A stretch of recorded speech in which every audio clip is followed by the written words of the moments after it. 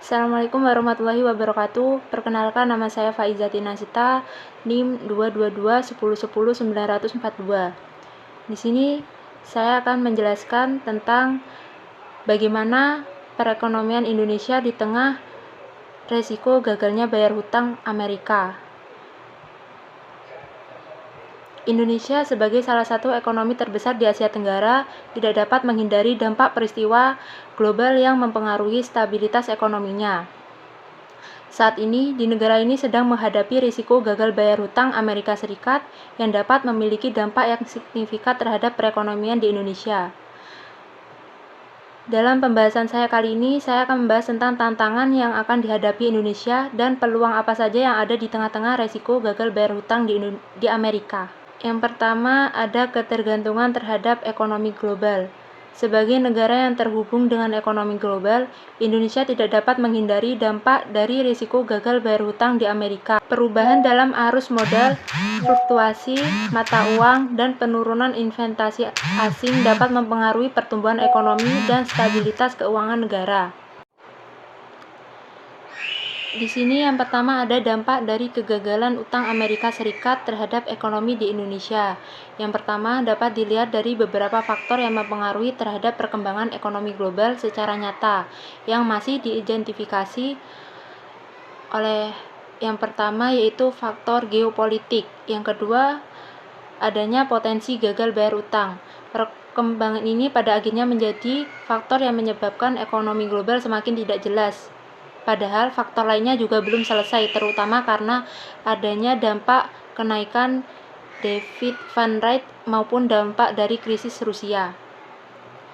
Ketidakpastian di pasar keuangan, yaitu resiko gagal bayar hutang di Amerika dapat menciptakan ketidakpastian di pasar keuangan global, termasuk di Indonesia sendiri.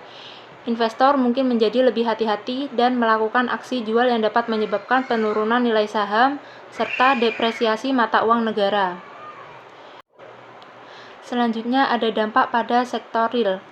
Tidak hanya pada pasar keuangan, tetapi risiko gagal bayar hutang di Amerika juga dapat mempengaruhi sektor real di Indonesia.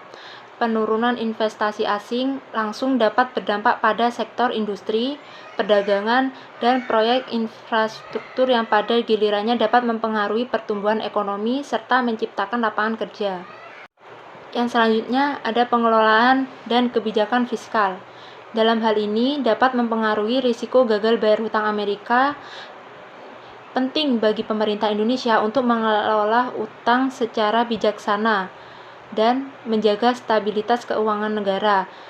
Kebijakan fiskal yang hati-hati dan pengelolaan utang yang bijaksana akan membantu melindungi ekonomi Indonesia dari dampak negatif risiko gagal bayar hutang global. Selanjutnya ada diversifikasi ekonomi, yaitu untuk mengurangi ketergantungan terhadap faktor eksternal serta menghadapi risiko global.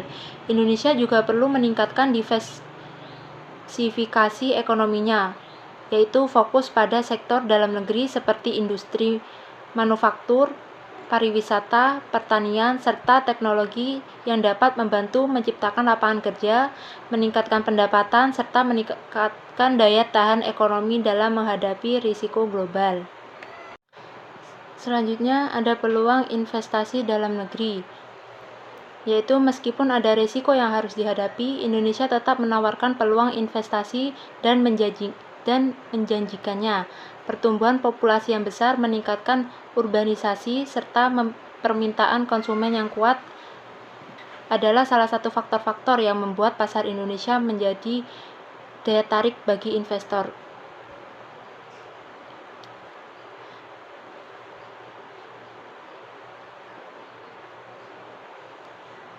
Selanjutnya ada infrastruktur serta pembangunan ekonomi.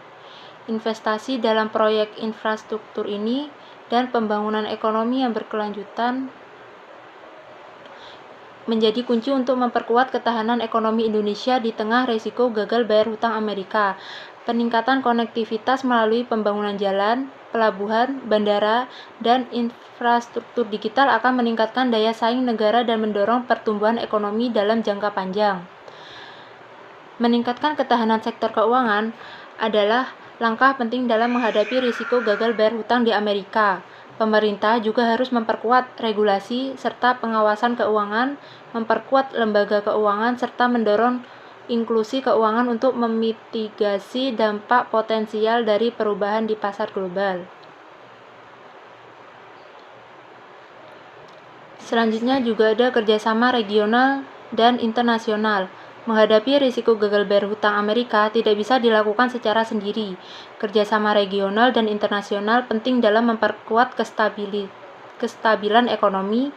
Indonesia harus memperkuat negara sama dengan negara-negara ASEAN dan mitra dagang lainnya untuk memperkuat pertumbuhan ekonomi bersama serta mengurangi ketergantungan pada satu pasar ekspor.